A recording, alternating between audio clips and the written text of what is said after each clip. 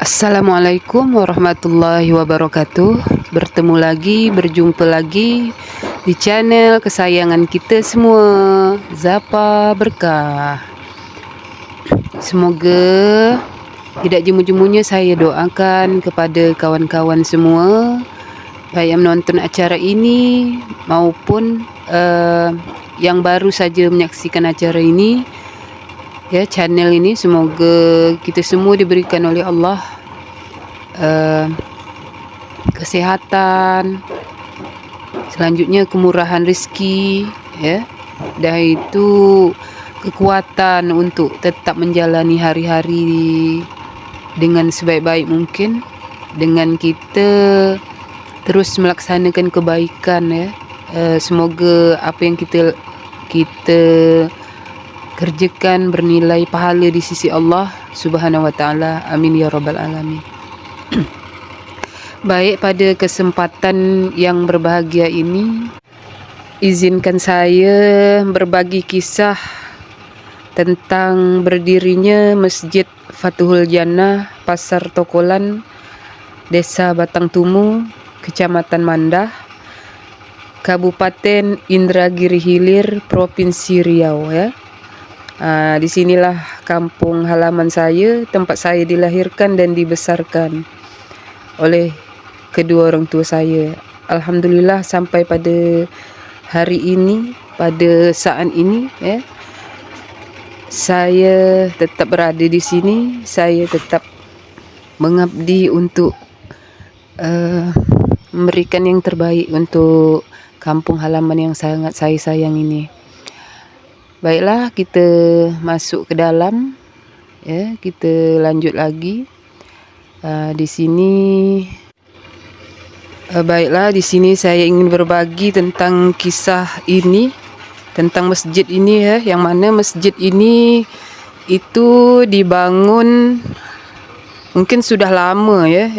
Kemarin masjidnya masjid yang bahasa Melayunya masjid papan lah, seperti itu, ya. Masjid yang semi permanen seperti itu. Jadi ketika diadakanlah sebuah perundingan, ketika diadakanlah sebuah musyawarah, ya, bahwasanya masjid ini dibangun gitu, akan dibangun lebih bagus lagi, menjadi permanen seperti itu, menjadi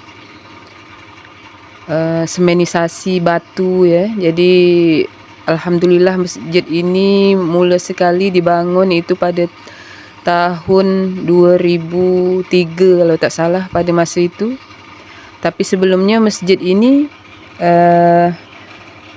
dia itu masih berada di depan, ya, di dekat pagar depan sana. Itu waktu pertama sekali masjid itu dibangun, dia berada di depan, gitu, seperti itu. Jadi pada saat itu yang membangun juga dari swadaya masyarakat, seperti itu. Jadi setelah masjid ini dibangun menggunakan semenisasi seperti yang kita lihat sekarang ini, masjid ini juga berdasarkan dari swadaya masyarakat Desa Batang Tumu, Kecamatan Mandah ini, yang mana swadaya masyarakat itu diambil dari infak, sedekah, ya, pungutan hari pasar, pungutan rumah ke rumah, seperti itu. Kadang diadakan pungutan itu sekali seminggu, ya. Jadi dikenakanlah biaya per satu rumah, misalnya berapa gitu, 300.000 atau 500.000 untuk yang kaya gitu kan. Jadi dibuatlah strategi seperti itu. Jadi untuk membangun masjid ini diadakanlah infak sedekah tersebut, ya. Jadi alhamdulillah masjid ini pada tahun 2003 itu dibangun seperti itu. Sebelumnya masjid ini tidak ada yang namanya marbot, ya, atau penjaga masjid yang untuk azan, ya, untuk sehari-hari azan, ya, misalnya yang sehari-hari bertugas seperti itu. Tetapi pertama sekali adalah ketika masjid ini masjid papan waktu dulu atau semi permanen, ya, sebelum diadakan masjid yang semenisasi seperti ini. Jadi masjid ini dijaga atau dibersihkan, ditugaskan untuk menjaga kebersihan, untuk menjaga lingkungan masjid ini, itu adalah abah saya ya, Said Husin bin Said Muhammad. Jadi seperti itu. Jadi abah saya sudah bertahun-tahun ya, sekitar mungkin puluhan tahun ya menjaga masjid ini gitu, dengan harga menjaga masjid ini, upahnya seperti itu adalah sebesar waktu itu, kalau tak salah ingat saya waktu saya kecil itu sebesar Rp50.000. Jadi itu per bulannya upah untuk membersihkan masjid, menjaga masjid pada masa itu. Jadi setelah abah saya meninggal pada tahun 2004 itu dicarilah marbot ya, atau penjaga masjid yang tukang azan seperti itu, yang menjaga masjid seperti itu, yang mana dicarilah, kalau tak salah ada pada masa itu orang dari Kecamatan Mandah ya, yang bertugas itu tidak lama, sekitar mungkin hampir setahun ya. Jadi karena adanya kendala dan sebagainya, jadi dia pindah.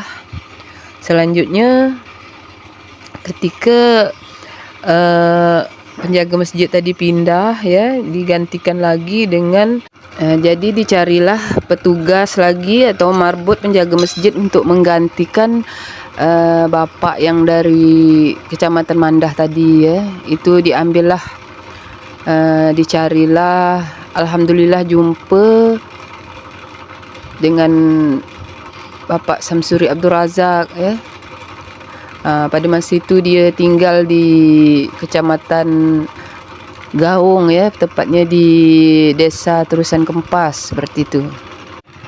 Dan Pak Samsuri Abdul Razak itu menjabat sebagai marbot ya, atau penjaga masjid Masjid Pasar Tokolan ini sudah lama ya. Jadi sampai kepada tahun 2003 tadi beliau meninggal dunia ya. Jadi kalau tak salah kurang sikit 20 tahun beliau menjaga masjid ini menjadi marbot seperti itu. Dan sekarang ini digantikan oleh orang yang ada di Tokolan asli Batang Tumu ya, itu Bapak Raja Suhardi ya, yang menjabat menjadi marbot ini kalau tak salah baru sekitar 1 tahun lebih ini ya. Jadi begitu asal mulanya siapa yang menjaga masjid ini seperti itu. Dan kembali lagi pada awal, bahwasanya yang mendirikan masjid ini adalah hasil dari swadaya masyarakat ya, yaitu dari infak, dari sedekah, dari pungutan pasar dan sebagainya yang telah dilaksanakan setiap seminggu sekali, setiap hari pasar ya. Tetapi juga tidak menutup kemungkinan ya, tidak meninggalkan gitu hal yang baik gitu, yang bisa kita ambil contoh tauladan ya, adalah sumbangsih dari seorang pengusaha yang sangat mulia ya, sangat baik gitu, seperti dia itu mendahulukan berapa juta pembangunan untuk tahap awal seperti itu, misalnya ratusan juta, dia yang mendahulukan gitu. Nanti swadaya masyarakat tadi dikumpulkan sehingga bisa per minggu atau per bulannya mengembalikan uang yang telah dipinjamkan oleh pengusaha tersebut ya. Selanjutnya dari infak, dari sedekah ya, jadi dibalikkanlah uang infak dan uang sedekah itu dikumpulkan untuk membayar yang sudah diberikan pinjaman oleh pengusaha tersebut ya, sehingga alhamdulillah masjid ini bisa berdiri dengan baik seperti itu. Jadi siapakah orang yang telah berjasa itu, yang menjadi pengusaha yang meminjamkan keuangannya ya, investasinya untuk pembangunan Masjid Fathul Jannah ini adalah bernama Haji Arsyad ya. Haji Arsyad. Dia adalah seorang yang bagus sekali, yang dermawan ya, sehingga dia memberikan hartanya, meminjamkan hartanya untuk pembangunan Masjid Fathul Jannah yang kita saksikan pada saat ini, seperti itu. Jadi Masjid Fathul Jannah ini adalah masjid kebanggaan kami ya, kebanggaan masyarakat Desa Batang Tumu, Kecamatan Mandah, Kabupaten Indragiri Hilir ya. Namun ketika diadakannya pembangunan ini, tentulah banyak sekali hal-hal yang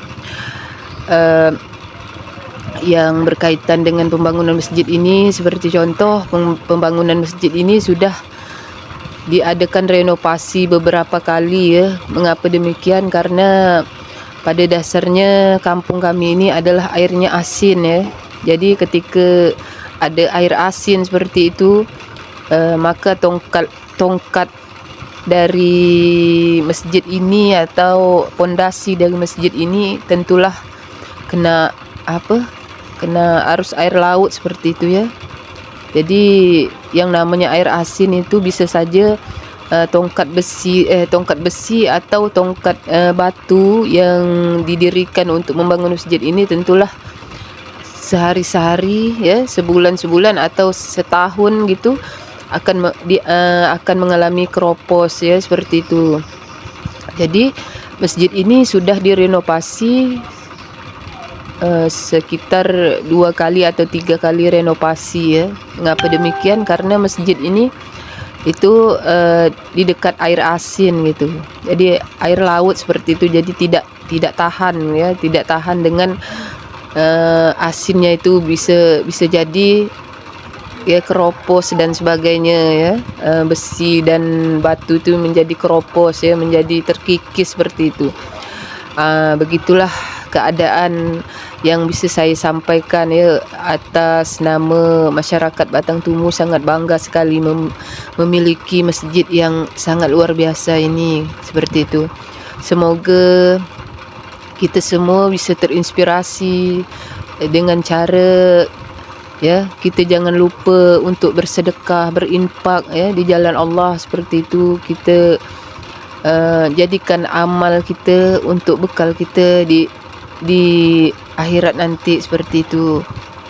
Jadi untuk ketika kita bersedekah, ketika kita berinfak ya di jalan Allah, sesungguhnya amal ibadah kita itu akan menjadi pahala ya, akan menjadi amal jariah untuk kita semua ya, untuk bekal kita di akhirat nanti, seperti itu.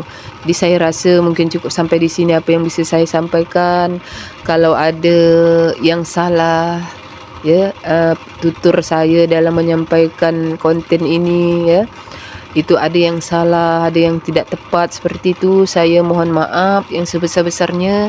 Karena yang saya sampaikan ini mungkin ada hal lagi yang dapat disampaikan gitu. Ada hal lagi yang banyak ya, yang perlu diberikan informasi kepada kawan-kawan semua ya. Tapi yang saya sampaikan ini, itulah yang bisa saya sampaikan, seperti itu. Dan menurut fakta yang telah ada ya, yang telah saya ketahui, baik itu secara pribadi maupun yang saya ketahui secara dari segi pengalaman ya, dari segi apa yang saya lihat selama 35 tahun umur saya ya, seperti itu. Jadi sekian dari saya. Jangan lupa ketika menonton acara ini dan acara yang lainnya, konten-konten saya yang berikutnya, jangan lupa like, comment, and subscribe. Karena